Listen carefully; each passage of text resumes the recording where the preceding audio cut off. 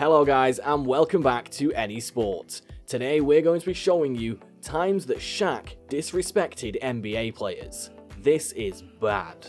But before we begin, don't forget to hit that like and subscribe button so you can always stay up to date with our latest releases. Let's get right into it.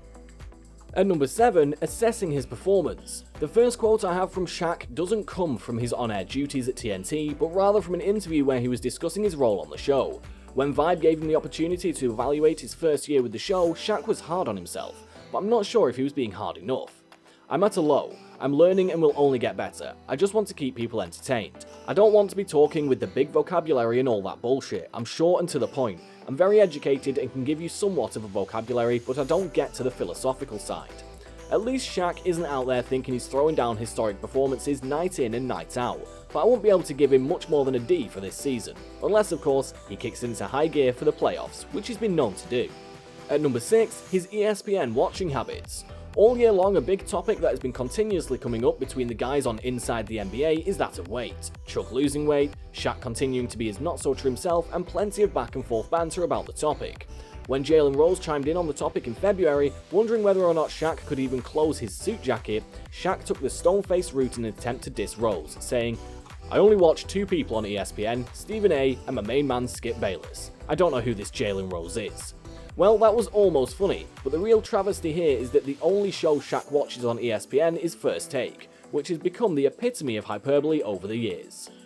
At number 5, Shaq with a live mic. We all know from his days as a player that Shaq doesn't give a damn about whether he's on live television or not, so naturally making him an analyst on a live television show was the right choice.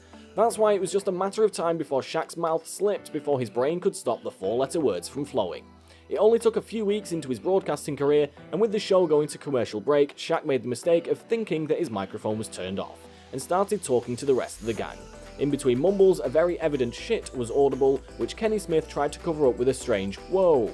Oh well, it's best to get these things out of the way early. At number 4, is that really the sound a net makes? This was the most confusing few minutes of explanation that I've ever had to endure on live television. When Shaq was trying to tell Ernie Johnson that when a really good shooter makes a shot, the net makes a very distinct noise. That noise, according to Shaq, is yak yak. Look, he's been in and around the NBA for the better part of 2 decades, so far be it from me to say he doesn't know what he's talking about. However, never in my days have I heard a net go yak yak, no matter how hard I try to hear it. At number 3, Ricky Rubio is what? Before Ricky Rubio had torn his ACL, sending him out of the game for the season, everyone was enthralled with the way he played the game, as many were likening him to a young Pistol Pete. Well, Shaq tended to agree that he had a bit of Pete Maravich in him, so he decided to do what he thinks he's best at and tried giving him a nickname. Shaq dubbed Rubio the Italian Pete Maravich, before realizing the mistake he made and taking it back. You see, that's a decent nickname, were Rubio Italian, but the dazzling point guard happens to be Spanish.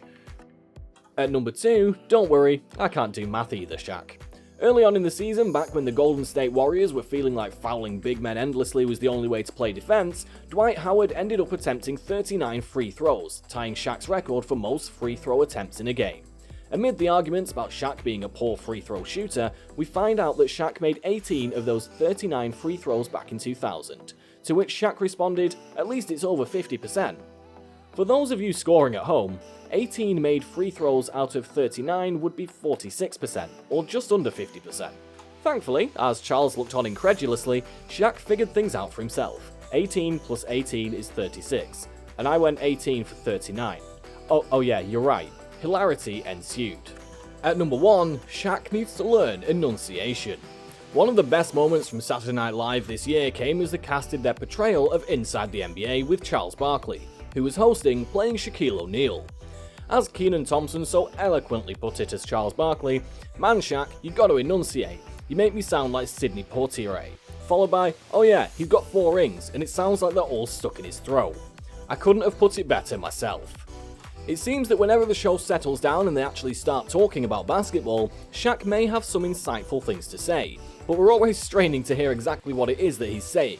It's like he's been working on his mushmouth impersonation for the past 15 years, just so he could perfect it and unleash it on this show. And that's all for today, folks. I hope you enjoyed the video. If you did, make sure to hit that like and subscribe button and comment something you learned from this video down below. Until next time.